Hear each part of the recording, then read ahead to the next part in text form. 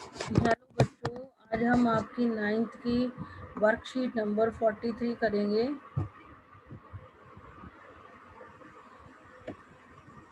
और ये नाजीवाद और हिटलर वाला जो चैप्टर है, मेरे ख्याल से आपका सेकंड चैप्टर है, जो थर्ड चैप्टर है हिस्ट्री का, उसमें से आई है।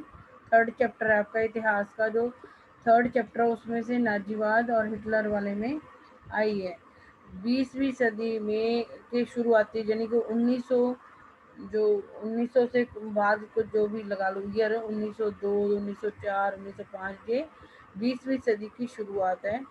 20वीं सदी के शुरुआत में जो जर्मनी था एक ताकतवर साम्राज्य था। साम्राज्य का मतलब होता है जो जर्मनी है वो दूसरे देशों के ऊपर भी कब्जा करता था जो यूरोप के अंदर थे। साम्राज्य शब्द उसको जोड़ा जाता है जब वो दूसरे देशों के ऊपर कब्जा करता है। तो 20वीं सदी के शुरुआती सालों, जबकि 1914-18 का समय है, जब उससे पहले का जो 1912, 11, 10, 12 कुछ भी लगा लो का जो समय है, उस समय जो जर्मनी था वो ताकतवर साम्राज्य था। यानी कि जो जर्मनी जो कंट्री था, इसमें हिटलर था इसका नेता। आया तो वो किसी और देश के था, लेकिन वो जर्मनी का नेता बन गया था हिटलर। तो वो दूसरे मतलब पूरे यूरोप के ऊपर कब्जा करना चाहता था, इसलिए ये इसने कर भी लिया था कई बहुत सारे देशों के ऊपर यूरोप के। तो इसलिए जर्मनी एक 20वीं सदी के शुरुआत में जर्मनी एक ताकतवर साम्राज्य था। तो ये चाहता था, जर्मनी में हिटलर था पूरे यूरोप के ऊपर कब्जा करना, लेकिन कुछ देशों पर इसने कब्जा कर लिया था। तो ऐसा ही ऑस्ट्रिया भी वहाँ का यूरोप का एक देश है, यूरोप कॉन्टिनेंट का देश है जर्मनी भी और ऑस्ट्रिया भी। ऑस्ट्रिया जो ऑस्ट्रियाई साम्राज्य था वो भी ताकतवर साम्राज्य था। वहाँ पे अगर आप 10th में पढ़ोगे, हैब्सबर्ग साम्राज्य, ऑस्ट्रियाई साम्राज्य, जर्मनी भी एक ताकतवर साम्राज्य था। तो ये दोनों देश दोनों मिल गए, ऑस्ट्रियाई साम्राज्य और जर्मनी दोनों मिल गए थे। और इन्होंने मित्र राष्ट्र जिन ये 4-5 देश हैं, इंग्लैंड, फ्रांस, मित्र राष्ट्र याद कर लेना, मैप में फिल करने आएंगे। इंग्लैंड, फ्रांस, रूस और इटली, ये 4 मित्र राष्ट्र हैं। इनके साथ इन्होंने पहला विश्व युद्ध लड़ा गया था 1914 से 1918 के बीच में, वो एक तरफ तो जर्मनी और ऑस्ट्रियाई साम्राज्य था, दूसरी तरफ ये 4 देश थे जिनको मित्र राष्ट्र कहा जाता है। इंग्लैंड, फ्रांस, रूस और इटली को मित्र राष्ट्र का, रोमानिया भी इसमें आता है। ये सारे देश कौन से मित्र राष्ट्र, बाद में इनमें अमेरिका भी आके मिल गया था। तो जो पहला विश्व युद्ध लड़ा गया था उसमें एक तरफ तो ये थे जर्मनी, ऑस्ट्रियाई साम्राज्य और जर्मनी साम्राज्य, दोनों देश थे, और एक तरफ ये 6-7 देश थे। इन दोनों मतलब गुटों के बीच में लड़ाई हुई थी। ये पहला विश्व युद्ध जिसको हम कहते हैं, जो 1914 से 1918 के बीच में लड़ा गया था। सन 1917 में अमेरिका भी आके इनमें शामिल हो गया था। ये जो 5-6 देश हैं, जर्मनी और ऑस्ट्रिया एक तरफ थे, और उनके दुश्मन कौन थे, मित्र राष्ट्र ये इंग्लैंड, फ्रांस, रूस, इटली, रोमानिया और अमेरिका 1917 में इनमें आ मिला था। तो इनको आप मैप में भी भरना सकता है। और इन दोनों गुटों के बीच में एक गुट में कौन आ गया, जर्मनी और ऑस्ट्रियाई साम्राज्य। दूसरे गुट में जो इनके विरुद्ध कौन था, इंग्लैंड, फ्रांस, रूस, इटली, रोमानिया और अमेरिका। मित्र राष्ट्रों में शामिल हो युद्ध में कूद पड़ा, अमेरिका भी आ गया और मित्र राष्ट्रों में शामिल हो गया और पहले विश्व युद्ध में कूद पड़ा। 1918 में केंद्रीय शक्तियां जर्मनी, ऑस्ट्रिया, तुर्की, जो जो मतलब इनके विरुद्ध थे, मित्र राष्ट्रों के विरुद्ध, ये जर्मनी हो गया, ऑस्ट्रिया हो गया और तुर्की भी इनके साथ है। इनको क्या कहते हैं, केंद्रीय शक्तियां। ये केंद्रीय शक्तियां हैं, ये सारे मित्र राष्ट्र हैं। मित्र राष्ट्र भरने भी आ जाते हैं बाद में, और केंद्रीय शक्तियां भी। केंद्रीय शक्तियां जर्मनी, ऑस्ट्रिया, तुर्की मित्र राष्ट्रों के हाथों पर पराजित हुए। मतलब मित्र राष्ट्र ये सारे 6-7 देश हैं, इन्होंने जर्मनी, ऑस्ट्रिया और तुर्की को हरा दिया। पराजय के बाद जर्मन सम्राट ने, और जो सम्राट था उस टाइम जर्मनी का, जब जर्मनी ने पहले विश्व युद्ध में हिस्सा लिया, उस समय का जो सम्राट था उसके नेतृत्व में जर्मनी हार गया था। इसके कारण उस सम्राट ने पत्र दे दिया। इसके बाद वाइमर, ये जर्मनी के अंदर एक जगह है। जर्मनी फिर मतलब नई सरकार बनाने के लिए जर्मनी के लोगों ने वाइमर एक जगह है, वहाँ पर संघीय आधार पर एक लोकतंत्र, जैसी हमारे देश के अंदर संघीय सरकार बनी हुई है वैसी सरकार बनाई, संविधान बना दिया।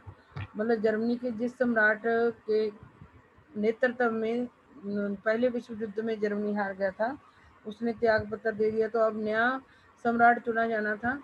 लेकिन जर्मनी के अंदर वाइमर जगह है, वहाँ पर जर्मनी का एक स्थान है, वहाँ पर लोगों ने मिलकर एक संविधान बनाया देश के अंदर। देश की सरकार कैसी बनाई, संघीय आधार पर लोकतांत्रिक संविधान तैयार किया वाइमर में।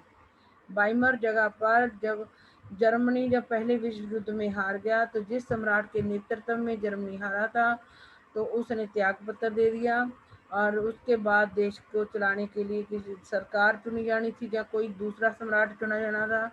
उसके लिए जर्मनी के लोग वाइमर में इकट्ठे हुए और संघीय आधार पर एक लोकतांत्रिक संविधान यानी कि उन्होंने अपने देश का लोकतांत्रिक संविधान बनाया, जिसके अनुसार जर्मन संसद के लिए वहाँ की जो संसद, जैसे हमारी संसद को तो संसद और पार्लियामेंट कहते हैं, लेकिन वहाँ की जर्मन संसद का नाम आप वन वर्ड में भी आ जाता है। जर्मन की संसद का नाम था राइक्सटॉग। राइक्सटॉग के लिए महिलाओं सहित सभी वयस्क नागरिकों को सार्वभौमिक मताधिकार के द्वारा जनप्रतिनिधि चुनने का अधिकार दिया गया। और जब जो हार गया, वहाँ के सम्राट ने जर्मनी के ने त्याग पत्र दे दिया। उसके बाद जर्मनी की वाइमर जगह पर जाके एक लोकतांत्रिक संविधान जर्मनी के लिए बनाया गया दोबारा से। वहाँ की संसद का नाम क्या था, राइक्सटाग, के लिए महिलाओं से सभी वयस्क नागरिकों को।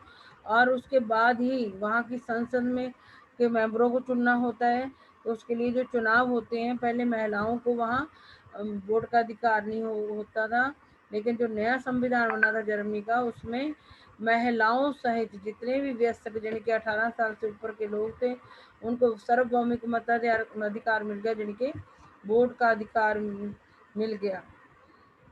इस नए संविधान के अनुसार जो उनकी जर्मनी की संसद थी, उसका नाम राइक्सटाग था। उसमें अब महिलाओं और जितने भी 18 साल महिलाओं में जो 18 साल से ज़्यादा लोग थे, उम्र के लोग थे, उनको सार्वभौमिक मताधिकार, जिनके वोट का अधिकार मिल गया, जिनके द्वारा जनप्रतिनिधि चुनने का दिया गया। और अब इनको महिलाओं को और सभी 18 साल से ऊपर के लोगों को वोट का अधिकार मिल गया, तो वो जनप्रतिनिधि चुनने का अधिकार उनको मिल गया। इस तरीके से यही वाइमर गणराज्य का जन्म है।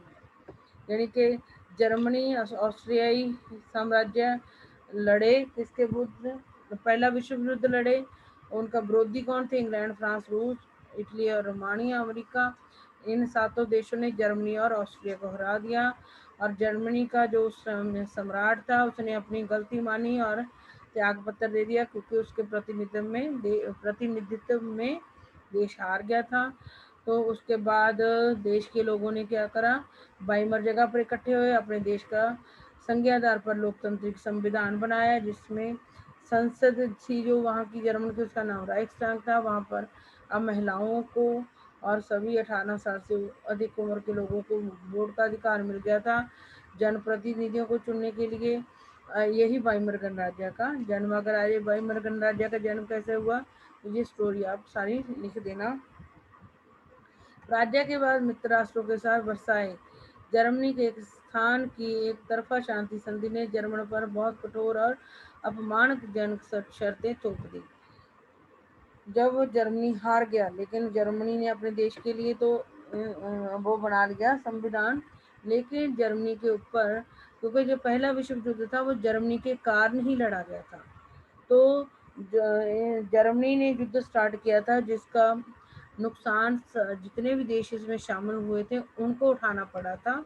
इसलिए जितना भी पहले विश्व युद्ध में नुकसान हुआ था, जर्मनी के कारण ये युद्ध छिड़ने के कारण जर्मनी के ऊपर ही वो उसके जुर्माना लग गया था। जर्मनी के कारण पहला विश्व युद्ध स्टार्ट हुआ था, और जितने देश, चाहे वो मित्र राष्ट्र थे चाहे केंद्रीय शक्तियां थी, सब का नुकसान हुआ था। उस नुकसान की भरपाई करने के लिए मित्र राष्ट्रों ने जर्मनी का एक जगह थी वर्साई, वहाँ पर जर्मनी के ऊपर शांति संधि ने जर्मनी पर कठोर और अपमानजनक शर्तें थोप दी थी। मित्र राष्ट्रों ने एक शांति संधि थोप दी थी जर्मनी के ऊपर। जर्मनी के कारण पहला विश्व युद्ध हुआ था, और जब जर्मनी हार गया, 4 साल ये लंबा युद्ध चला था, जिसके कारण इसमें शामिल देशों को बहुत ज़्यादा नुकसान हुआ था। और फिर वर्साए में उनके ऊपर, जर्मनी के ऊपर एक शांति संधि थोप दी थी मित्र राष्ट्रों ने। जितने भी देश, बाकी सभी देशों को जो नुकसान हुआ था वो भरपाई करने के लिए जर्मनी ऊपर मित्र राष्ट्रों ने वर्साए में शांति संधि थोप दी थी, जो कि बहुत कठोर संधि थी और अपमानजनक उसमें शर्तें थी। मित्र राष्ट्रों ने जर्मनी की सेना भंग कर दी। मतलब जर्मनी की जो सेना थी, जर्मनी को का ये अधिकार भी मित्र राष्ट्रों ने छीन लिया कि वो अब अपनी सेना नहीं रख सकता था। जब जर्मनी हार गया, जर्मनी के को ही पहले विश्व युद्ध का मतलब जिम्मेवार ठहराया गया कि जर्मनी के कारण ही पहला विश्व युद्ध हुआ है और इसमें शामिल देशों का बहुत नुकसान हुआ है।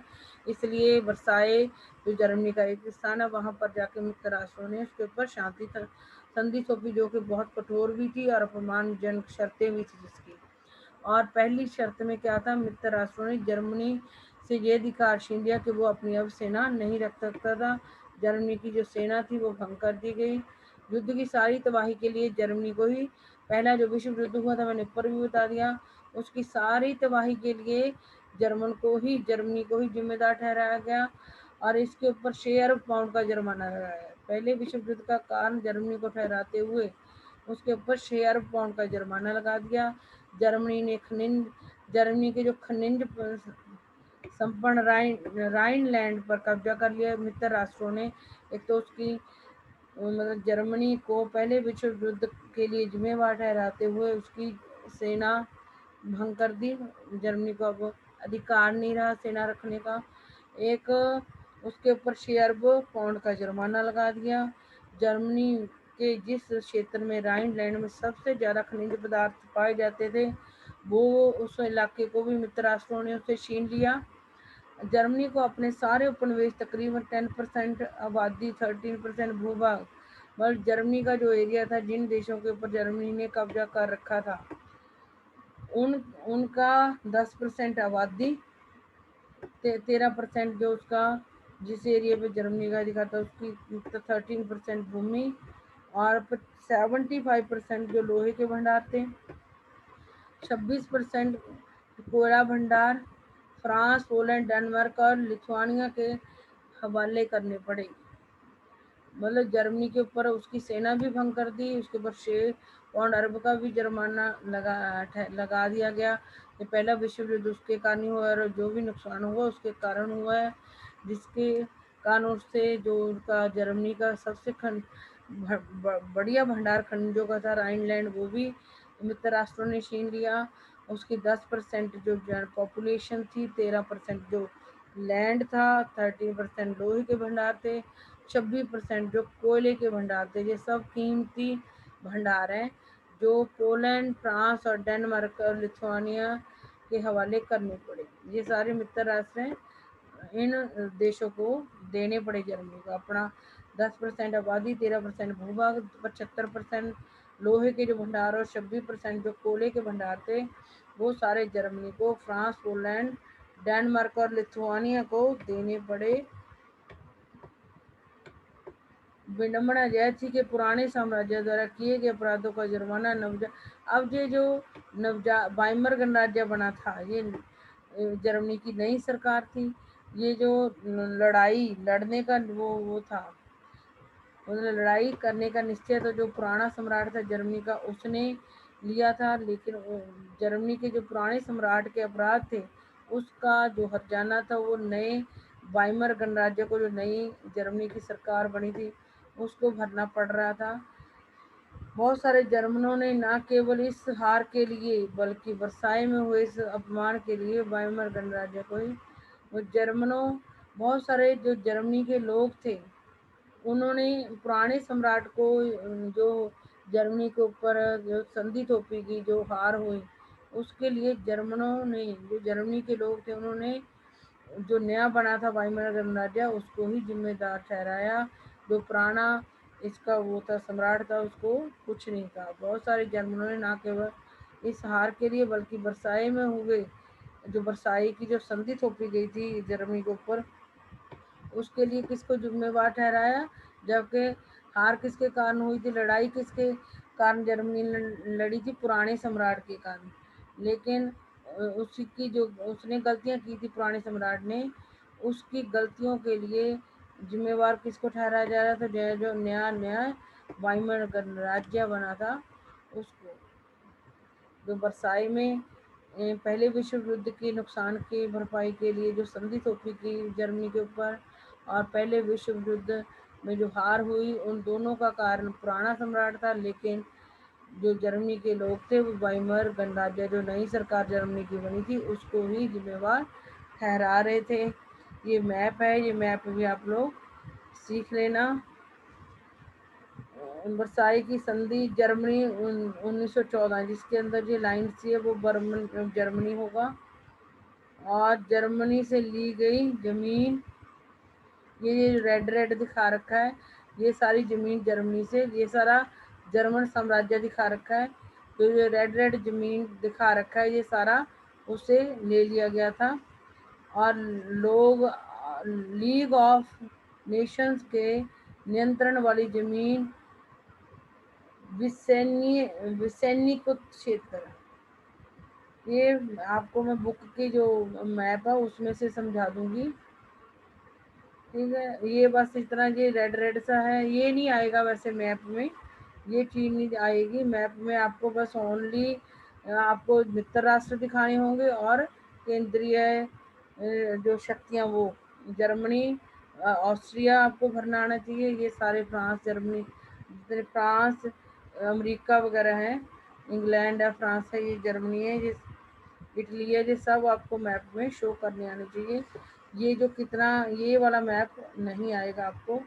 प्रथम विश्व युद्ध में मित्र राष्ट्रों और केंद्रीय शक्तियों में कौन कौन से देश शामिल थे, वो सारे नाम लिख दो। Germany, Austria, France, England, America, सब जो भी ऊपर नाम आए वो लिख देना। वाइमर गणराज्य किस प्रकार से लोकतांत्रिक था, क्योंकि उसमें सारे जो देश की महिलाएं और 18 साल से ऊपर के लोग थे, उम्र के लोग थे, उनको वोट का अधिकार दिया गया था प्रतिनिधियों को चुनने के लिए। वर्साई की संधि की कठोर शर्तें क्या थी, एक तो वहाँ की सेना भंग कर दी गई थी और वहाँ के जो लोहे के भंडार थे जो भी ऊपर दे रखा वो सब उनसे छीन लिया गया था।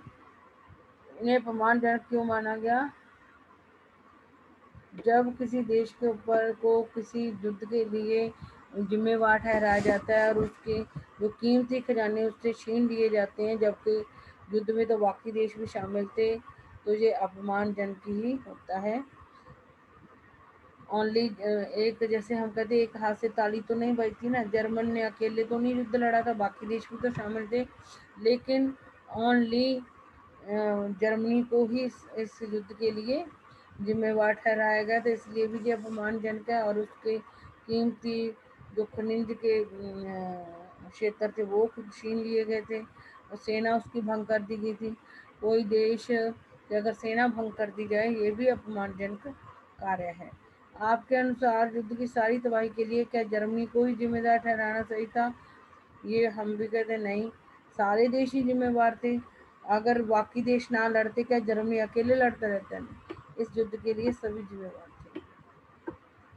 यदि आप उस समय एक जर्मन नागरिक होते तो वर्साई की संधि के प्रति आपके मन में क्या भाव होते, क्या मतलब कि हम अगर हम जर्मनी के लोग होते तो हम जो नया वाइमर गणराज्य था उसको इसके लिए जिम्मेवार ना ठहराते, हम पुराना जो सम्राट था उसको जिसने त्याग पत्र दिया था उसको जिम्मेवार ठहराते, पहले विश्व युद्ध के लिए और उसमें हुए नुकसान के लिए। उपरोक्त मानचित्र का अध्ययन कीजिए, व्यावसायिक संधि के बाद जर्मनी द्वारा खोए गए दो क्षेत्रों के नाम लिखिए। वो तो आपने ऊपर देखे, राइनलैंड छीन गया था, राइनलैंड, और ये जगह भी लिख रही है पोसेन लिख रखा है, ये वाला पोसेन लिख सकते हो आप, ये राइनलैंड है, दो लिख देना पोसेन और राइनलैंड। तो ये आपके आ जाए। ये आपका अगर आप पढ़ लोगे थोड़ा सा, जो अब नाजीवाल वाला चैप्टर जब पढ़ेंगे तो वो आपको जल्दी समझ आ जाएगा। इसलिए बच्चों इस वर्कशीट को ढंग से समझ लेना। दीक्षा चढ़ा दिए।